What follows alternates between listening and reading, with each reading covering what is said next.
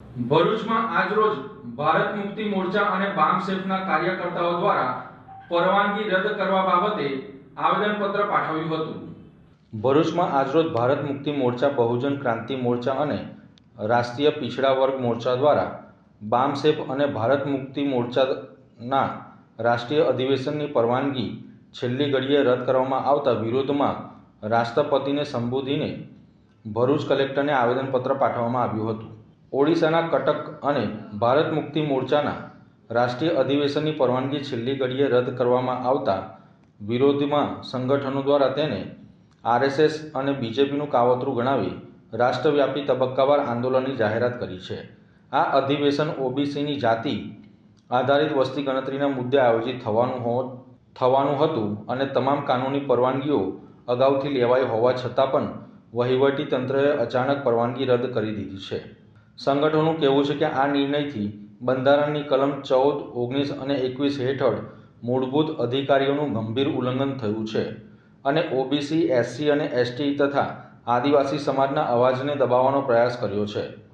સંમેલન રદ થવાથી હજારો પ્રતિનિધિઓને આર્થિક નુકસાન થયું હોવાનો પણ ઉલ્લેખ કરવામાં આવ્યો છે। આ મુદ્દે 7 જાન્યુઆરીએ 725 જિલ્લાઓમાં આવેદનપત્ર, 15 જાન્યુઆરીએ જિલ્લાના મુખ્ય ન્યાયાલયો પર વિરોધ પ્રદર્શન, 22 જાન્યુઆરીએ રેલી, 22 ફેબ્રુઆરીએ નાગપુરમાં આરએસએસના મુખ્યાલય સામે વિશાળ રેલી યોજવાની જાહેરાત કરાઈ છે। વધુમાં સંગઠનોને પરવાનગી પુનઃસ્થાપિત કરવી તેમજ થયેલા નુકસાનની ભરપાઈ કરવી અને ઓબીસી જાતિ ગણતરીના મુદ્દે સ્વતંત્ર તપાસ કરવાની માંગ કરી છે।